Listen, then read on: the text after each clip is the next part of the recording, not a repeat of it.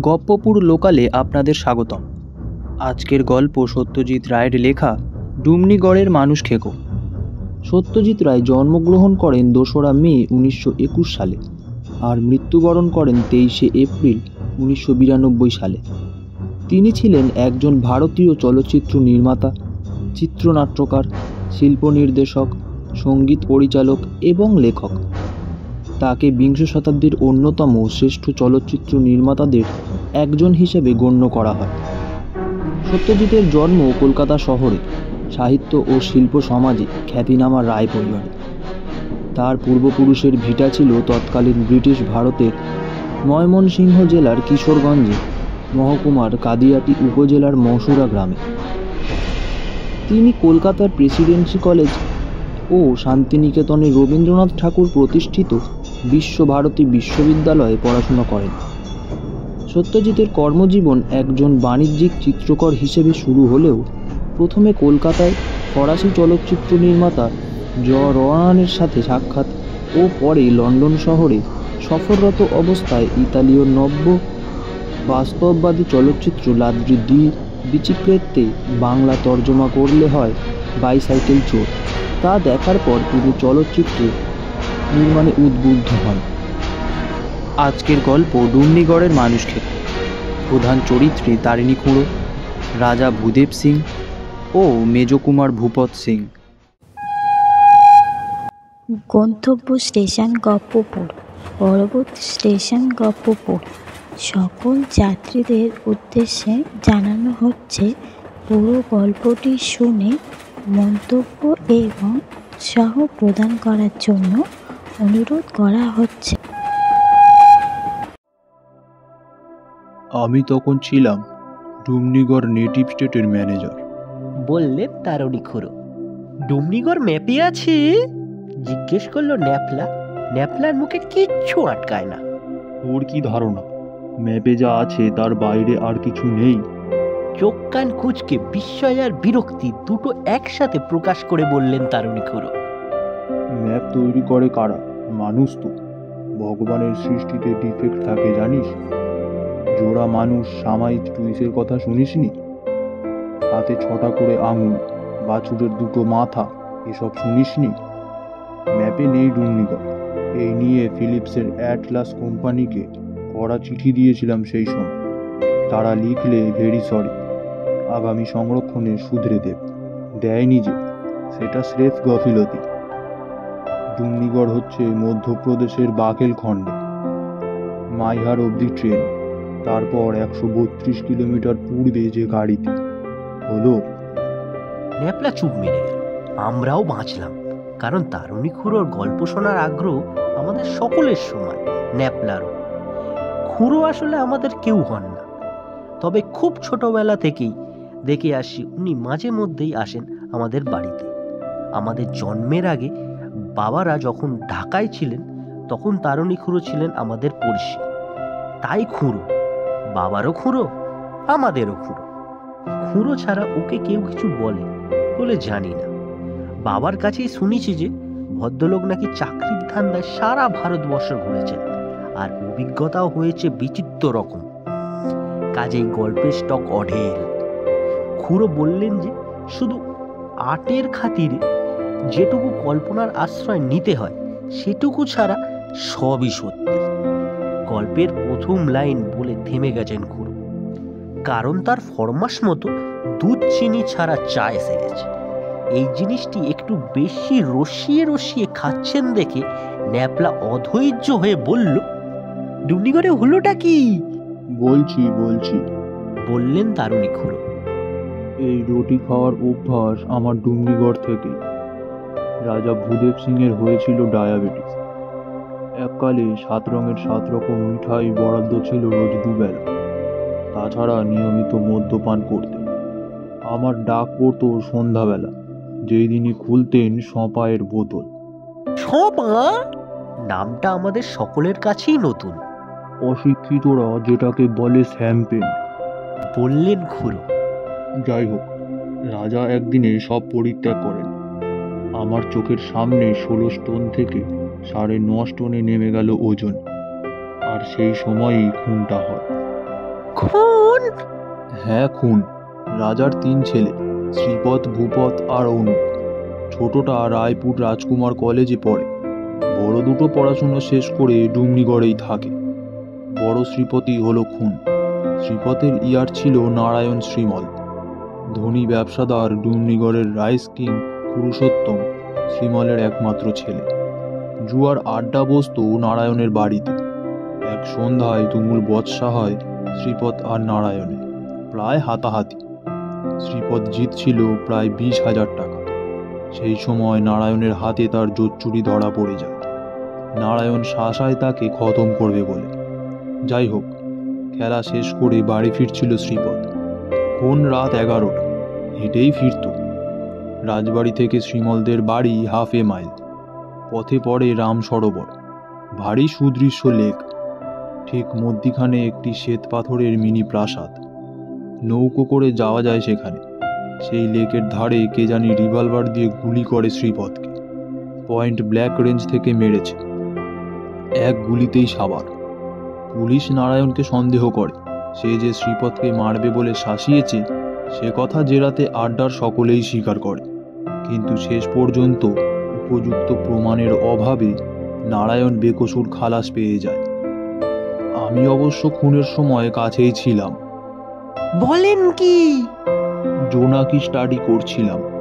সামনে দেওয়ালি। রাজাকে কথা দিয়েছিলাম পিদ্দিমের বদলে একটা নতুন ধরনের বাতির বন্দোবস্ত করব। ইলেকট্রিক নয়, কাঁচের টিউবের অর্ডার দিয়েছিলাম। রাজবাড়ির যত ব্যালকনি আর যত বারান্দা সব কটার আলোসে আর রেলিংয়ের ওপর টিউব বসানো থাকবে, আর তার মধ্যে ছাড়া থাকবে জোনাকি। অবশ্যই নিঃশ্বাস প্রশ্বাসের জন্য ফুটো থাকবে টিউবে। নির্ঘাত চমকপ্রদ ব্যাপার হতো। তবে বড় কুমারের মৃত্যুর জন্য সেবার আর কোনো ঘটা হয়নি দেওয়ালিতে। আপনি খুনিকে দেখেছিলেন? জিজ্ঞেস করলো ন্যাপলা। না, দেখিনি। গুলি করেই সে পালায়। তবে খুনের খবরটা আমিই দিই। আমি যদি অন্যমনস্ক থাকতাম তাহলে হয়তো খুনিকে হাতে নাতে ধরে ফেলতে পারতাম, কিন্তু সেটা হবার ছিল না। ফলে একটা জলজ্যান্ত অপরাধী চিরকালের মতো রেহাই পেয়ে গেল। তারুণী খুড়ো বিড়ি ধরাতে থেমেছে। আমরা মুখ চাওয়াচাওয়ি করছি। গল্প শেষ কিনা তাও বুঝতে পারছি না। এমন সময় খুড়ো আবার শুরু করলেন। এদিকে বড় ছেলের মৃত্যুতে রাজা আঘাত পেয়েছেন খুবই, আর তাতে অসুখও বেড়ে গেছে। এমন সময় একটা অন্য গন্ডগোল দেখা দিল। খুনের মাসখানেক আগে 2 আমেরিকান এসেছিল রাজার অতিথি হয়ে। আসল উদ্দেশ্য শিকার। ডুমনিগড়ের পূব দিকে পাহাড়ের শ্রেণী, আর তার পাদদেশে গভীর জঙ্গল, যাকে বলে হান্টার্স প্যারাডাইস। বহু বিদেশি শিকারী ডুমনিগড়ে এসে শিকার করে গেছে। রাজা তাদের জন্য ঢালাও বন্দোবস্ত করে দিয়েছেন। বিটাররা বন পিটিয়ে, কাশি কেনেস্তারা পিটিয়ে বাঘ এনে ফেলে দিয়েছে শিকারীদের সামনে, আর তারা হাতির পিঠ থেকে সাদুল সংহার করে খুশি মনে দেশে ফিরে গেছে। এইবার ওই 2 আমেরিকানের একটি নাম স্যাঙ্গার 40 হাত দূর থেকে পরপর 2টি গুলি মেরেও বাঘকে জখমের বেশি কিছু করতে পারল না। একটি গুলি লাগলো লেজে, একটা পিছনের পায়ের গোড়ালিতে। সেই বাঘ এখন হয়ে গেছে নরখাদক। এটা খুবই স্বাভাবিক ঘটনা, তোরা জানিস বোধহয়। কুলাম্বি, হার আর থুরুয়া পাহাড়ের নিচে এই 3টি গ্রাম থেকে 17 জন মেয়ে পুরুষকে ধরে নিয়ে গেছে সেই বাঘ। গাঁয়ের লোক রাজার কাছে এসে হত্যা দিয়েছে। ওই বাঘের শেষ না দেখা পর্যন্ত তাদের সোয়াস্তি নেই। বাঘের ভয়ে তারা বাড়ি থেকে বেরোতে পারে না, আর সেই সুযোগে তাদের ক্ষেতের ফসল খেয়ে নিচ্ছে হরিণ আর শুয়োরের দল। রাজা আমাকে ডেকে পাঠালেন। রাজা আমাকে ট্যারি বলেই ডাকতেন। তিনি বললেন, ট্যারি, এখন তুমি ভরসা। এই ম্যান ইটারের একটা বিহিত না করলেই নয়। তোমার কি লোকজন লাগবে বলো, আমি দিয়ে দিচ্ছি। তুমি 2-1 দিনের মধ্যেই বেরিয়ে পড়ো। এখানে বলে রাখা দরকার যে মেজ কুমার ভূপত সিংহ শিকারে সিদ্ধহস্ত। 23 বছর বয়স, কিন্তু এর মধ্যেই বড় বাঘ ছোট বাঘ মিলে সংখ্যা দাঁড়িয়েছে 73। তবে এটা জানি যে রাজা মেজ কুমারের খুব একটা ভক্ত নন, কারণ সে অতি উজ্জ্বল প্রকৃতির ছেলে। তাছাড়া মদ জিনিসটাকে একটু বেশি রকম পছন্দ করে। আমি মেজ কুমারের হয়ে একবার সুপারিশ করেও কোনো ফল হলো না, কাজেই আমাকেই রাজি হতে হলো। আমার তখন জোয়ান বয়স, সবে 30 পেরিয়েছে। চোখে মাইনাস পাওয়ারের পুরো চশমা সত্ত্বেও অব্যর্থ টিপ। কর্নেল হোয়াইটহেড নিজে হাতে বন্দুক চালানো শিখিয়েছেন আজমিরে থাকতে। যেখানে উৎপাতটা হচ্ছে সেখানে পৌঁছতে হলে একটা ছোট নদী পেরোতে হয়। সেই নদীর নাম লুঙ্গি। কেন জিজ্ঞেস করিসনি ন্যাপলা? কারণ উত্তর আমি জানি না। এই লুঙ্গিরই পাশে এক অসত্য গাছের তলায় মাস্টারেক হলো এক বাবাজি এসে আস্তানা গেড়েছেন, এ খবর আমরা পেয়েছি। রাজা আবার হোলিম্যানে খুব বিশ্বাসী। বলে দিলেন যাবার সময় আমি যেন একবার দেখা করে যাই। রাজা শুনেছেন বাবাজির কাছে নাকি অনেক রকম ওষুধ আছে। যদি ডায়াবেটিসের কোনো ওষুধ বলতে পারেন আমি যেন সেটা জেনে নিই। জানুয়ারি মাস, প্রচণ্ড শীত পড়েছে সেবার। তারই মধ্যে 2টি বেয়ারা সমেত বেরোবার সব তোড়জোড় করে ফেললাম। রাজার কাছে বিদায় নিতে গিয়ে দেখি মেজকুমার বসে রয়েছেন তার ঘরে। বুঝলাম একটা কথা কাটাকাটির মাঝখানে গিয়ে পড়েছি। রাজা তখন হাঁপাচ্ছেন এবং আমার সামনেই মেজকুমারকে কড়া কথা শুনিয়ে তাকে ঘর থেকে বিদায় করে দিলেন। বেরোবার মুখে কুমার আমার প্রতি যে দৃষ্টি হানলেন সেটা মোটেই প্রসন্ন নয়। বুঝলাম তাকে বাদ দিয়ে আমাকে বাগ মারতে পাঠানো হচ্ছে, সেটা আদৌ ওর মনোপুত নয়। তবে সিদ্ধান্তটা তো আমার নয়, সেটার জন্য দায়ী স্বয়ং রাজা ভূদেব সিং। কাজেই আমার ওপর চোখ রাঙানোর কারণটা বোধগম্য হলো না। লুঙ্গি নদী ডুমনিগড় থেকে 32 মাইল, অর্থাৎ আজকের হিসাবে 50 কিলোমিটার। তখন দ্বিতীয় মহাযুদ্ধ চলেছে, তবে ডুমনিগড়ে জিপ আসেনি। রাজার একটা পুরনো ফোর্ট ছিল, সেটা খুব মজবুত। তাতে করেই পৌঁছে গেলাম 1 ঘন্টার ভেতর। শিকারের জন্য যাবতীয় যা কিছু দরকার সবই একসঙ্গে এনেছি। নদী পেরিয়ে আরও যেতে হবে 17 মাইল। তার জন্য ফরেস্ট ডিপার্টমেন্ট গাড়ি থাকবে ওপারে, রেঞ্জার নিজেও থাকবেন। আমরা গিয়ে উঠব ফরেস্ট রেস্ট হাউসে। অবশ্যই ওপারে যাবার আগে একটা কর্তব্য সারতে হলো। উদাস বাবার আশ্রমে একটু টু দিয়ে এলো। গেরুয়াধারী বাবাজি শিষ্যা পরিবেষ্টিত হয়ে কর্ণকুঠিরের সামনে বাঘছালের উপর বসেছেন। সামনে ধুনি জ্বলছে। চেহারাটি বেশ ভক্তি উদ্রেকারী। দাড়ি গোঁফ জটা সত্ত্বেও অনেক সাধুর চেয়ে বেশি পরিষ্কার পরিচ্ছন্ন, জঙ্গলি ভাব একেবারেই নেই। সাধু আমাকে দেখেই স্মিত হাস্য করে আইয়ে এই বলে তার সামনে একটা জায়গা দেখিয়ে দিলেন। আমি গিয়ে বসলাম। সাধু চেয়ে রইলেন আমার দিকে, ঠোঁটের কোণে সেই স্মিত হাসির রেশ। মনে মনে ভাবছি এত দেখার কি আছে। এমন সময় বাবাজি হঠাৎ বলে উঠলেন, বাঙালি। এবং যেভাবে যে উচ্চারণে বললেন তাতে বুঝলাম ইনি নিজেও বাঙালি। এতে অবাক হলাম বই কি, কারণ যেদিন থেকে বাবাজি আস্তানা গেড়েছেন সেদিন থেকে শুনেছি এনার কথা, কিন্তু কেউ বলেননি ইনি বঙ্গ সন্তান। কে চাস তুই? এখানে বলে রাখি, বাবাজিদের এই হোলসেল তুইতাকারির ব্যাপারটা আমি মোটে বরদাস্ত করতে পারি না। তাই এনার প্রশ্ন শুনে ধাঁ করে মাথায় রক্ত উঠে গেল। বললাম, রাজার অনুরোধে তোর সঙ্গে দেখা করতে এলাম। বাবা কিন্তু আমার মুখে তুই শুনে মোটেও বিরক্ত বা বিচলিত হলেন না, বরং এবার যে কথাটা বললেন তাতে আমি হকচকিয়ে গেলাম তো বটেই, সেই সঙ্গে বেশ খানিকটা নও হয়ে গেলাম। রাজার জন্য ঔষধ আমি দিয়ে দিচ্ছি, বলিস চিন্তা করার কিছু নেই, অসুখ সেরে যাবে। তবে পুত্র শোক থেকে রেহাই নেই। বড়টা গেছে, পরেরটাও যাবে। ছোটটি ভালো ছেলে, সেই বাপের মুখ রাখবে। তবে রাজত্ব নেই কপালে, কারণ রাজা আর থাকবে না দেশে। দেশ স্বাধীন হয়ে যাবে। আমি কি বলবো ভেবে পাচ্ছি না। এমন সময় বাবাজি বললেন, তোর জন্য ঔষধ আছে। আমার ওষুধ? সে আবার কি? কিসের ওষুধ? তুই বাঘের পেটে যেতে চাস? সেটা আর কে চায় বলুন? তাহলে আরো কাছে আয়। আমি আর একটু এগিয়ে গেলাম সাধু বাবার দিকে। বাবাজি তার ঝোলা থেকে একটা কৌটো বার করে তার থেকে খানিকটা সবুজ মলম নিয়ে আমার কপালে ঘষে দিলেন। হিং আর কস্তুরি মেশানো একটা গন্ধ এলো নাকে। ব্যাস, আর ভয় নেই তোর। রাজার জন্য ওষুধ নিয়ে বিদায় নিলাম। মনে মনে বললাম, বাবাজির ক্ষমতা অসীম, কারণ আমার কাছ থেকে তুই থেকে আপনি সম্বোধন আদায় করে নিতে লেগেছে ঠিক 2 মিনিট। রেস্ট হাউসে পৌঁছে গেলাম 8 ঘন্টার মধ্যে।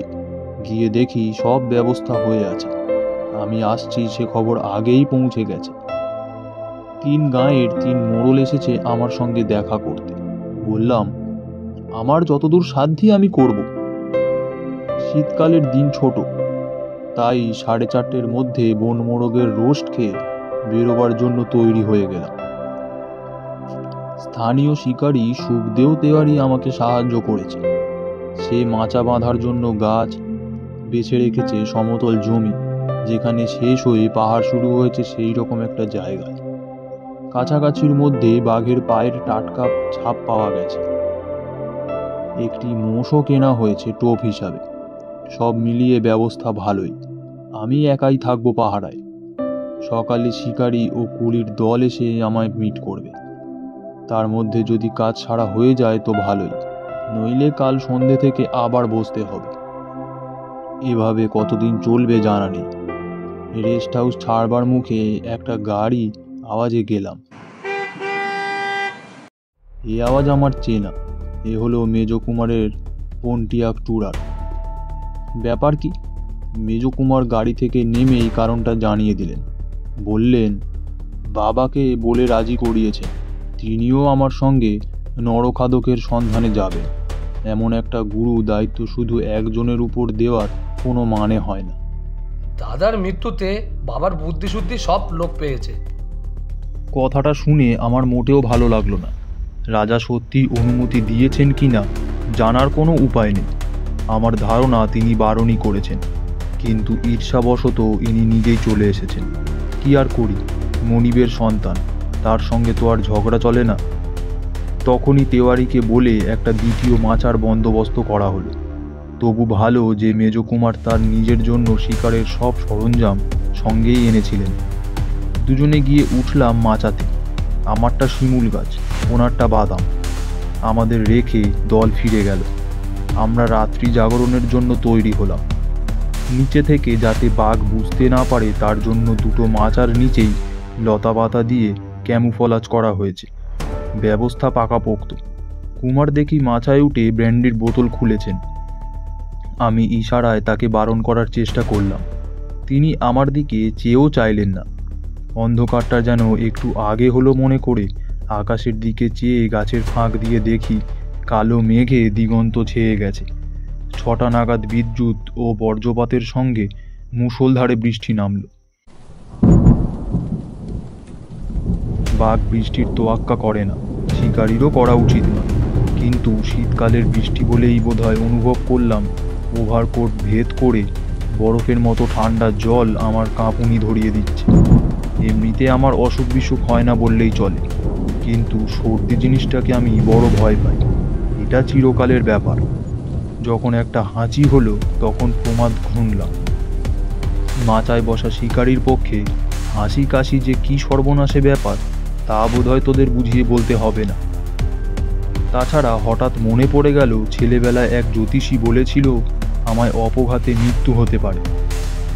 একে বাজ পড়ছে, তার গাছের উপর বসা। পরিস্থিতিটা মোটেও ভালো লাগলো না। এবার কুমারকে ইশারা করে জানলাম আমি মাচা থেকে নেমে পড়ছি। আজ আর ম্যানটাইনের সঙ্গে মোকাবেলা হবে না, কারণ এই হাঁচি শুনে তিনি আবার এ তল্লাটে আসবেন না। নিচে মোষটা জলে ছটফট করছে, তার গলায় বাঁধা ঘণ্টা অনবরত টিং টিং করছে। মাচা থেকে নামতে নামতে মনে হলো মেজো কুমারের ভাগ্য ভালো, নরখাদক সংহারের ক্রেডিটটা হয়তো তিনি একাই পাবেন। আমার এখন আশ্রয় নেওয়া ছাড়া গতি নেই। এই বৃষ্টিতে আর ভিজলে নিউমোনিয়া অবধারিত। জঙ্গলের দুর্ভেদ্য অন্ধকারে বিদ্যুতের ঝলকানি মাঝে মাঝে পথ দেখিয়ে দিচ্ছে। আমি টর্চের সাহায্য না নিয়েই এগিয়ে চললাম, যেদিকে পাহাড় সেই দিকে। হাতে বন্দুকটা নিয়েছি, কারণ সেটার যে প্রয়োজন হবে না এমন কোনো গ্যারেন্টি নেই। পাহাড়ের গায়েও গাছপালা ঝোপঝাড়ের অভাব নেই। তারই মধ্যে দিয়ে আঁচড় প্যাঁচড় করে উঠে গিয়ে হঠাৎ সামনে একটা ঘোর অন্ধকার কি যেন এসে পড়ল। বিদ্যুতের আলোতেও যখন সে অন্ধকার দূর হলো না, তখন বুঝলাম সেটা একটা গুহার মুখ। গিয়ে ঢুকলাম ভিতরে। মাথার উপর বাড়ি বর্ষণ দূর হলো, বাঁচা গেল। শেল্টার পেয়ে গেছি। পকেট থেকে টর্চ বের করে সামনে ফেলে বুঝলাম গুহার অপর দিকের দেওয়ালে টর্চের আলোর নাগালের বাইরে। কমপক্ষে 500 লোক এই গুহায় আশ্রয় নিতে পারে। আলোতেই দেখলাম সামনেই একটা মাঝারি আকারের পাথরের চাঁই। সেটাতে পিঠ দিয়ে বসলাম গুহার মেঝেতে। বাইরে সামনে বৃষ্টি হয়ে চলেছে। বিদ্যুতের আলোতে বুঝতে পারছি পাহাড়ের গা দিয়ে জলের ধারা নেমে এসে গুহার মুখের সামনে একটা ছোটোখাটো জলপ্রাতের সৃষ্টি করেছে। পকেটে সিগারেট দেশলাই ছিল।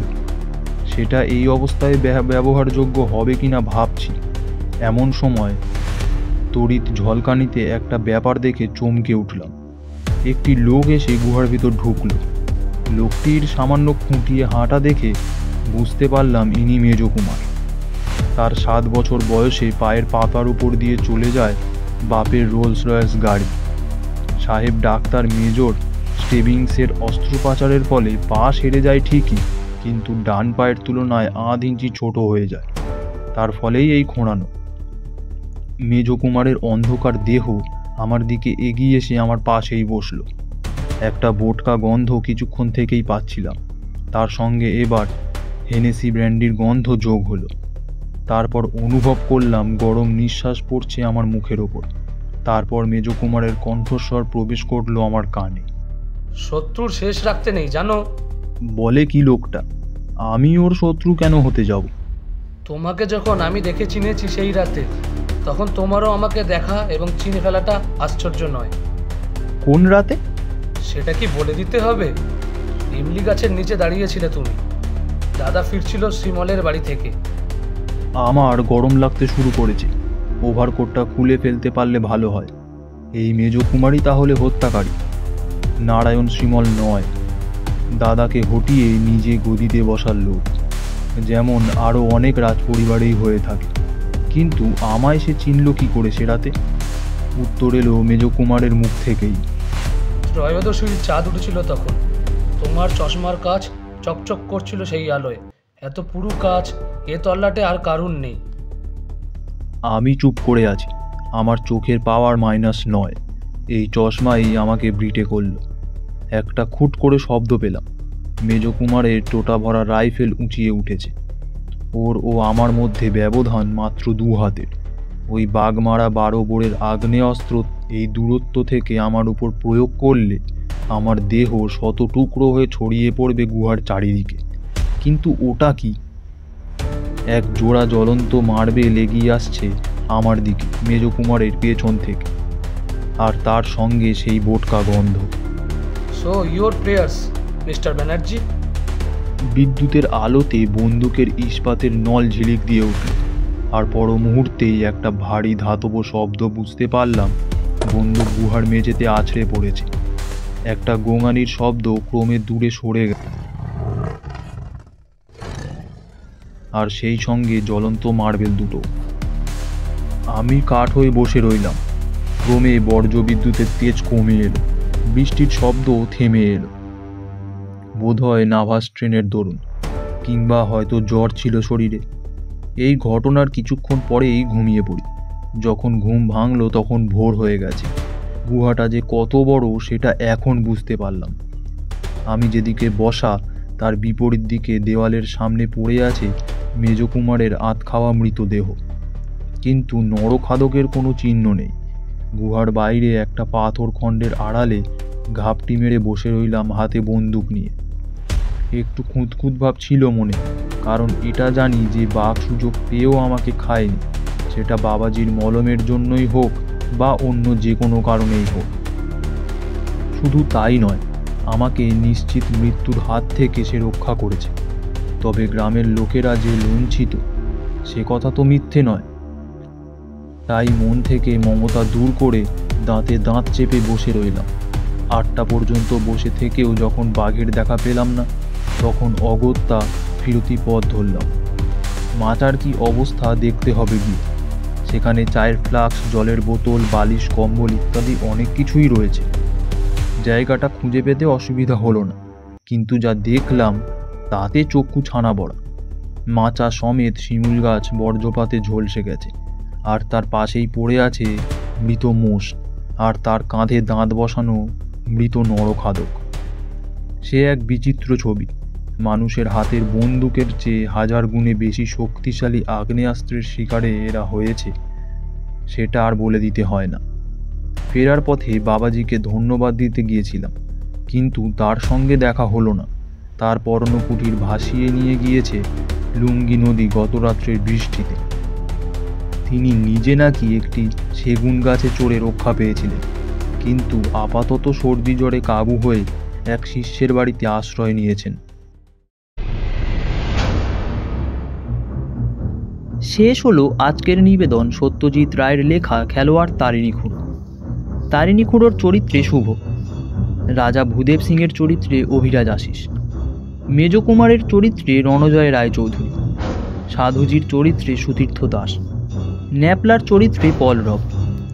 গল্প পাঠে পলরব ও আমি শুভ, নাট্যরূপ ও সমগ্র পরিচালনায় পলরব, ধ্বনি পরিকল্পনায় শুভ ও পলরব, পোস্টার ডিজাইন রিতম পাল। আগামী সপ্তাহে ঠিক সোমবার ভারতীয় সময় রাত্রি 9:24 এবং বাংলাদেশীয় সময় রাত্রি 9:54 আরও একটি গল্প নিয়ে হাজির হবে গপ্পপুর লোকাল।